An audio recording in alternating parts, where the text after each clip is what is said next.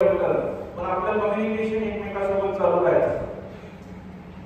शाळेच्या माध्यमातून, विद्यालयाच्या माध्यमातून आम्ही काय केलं होतं की झूम मीटिंग नावाची एक संकल्पना आहे, गुगल मीट नावाची एक संकल्पना आहे, त्याच्यावर तासिका घेतल्या गेल्या.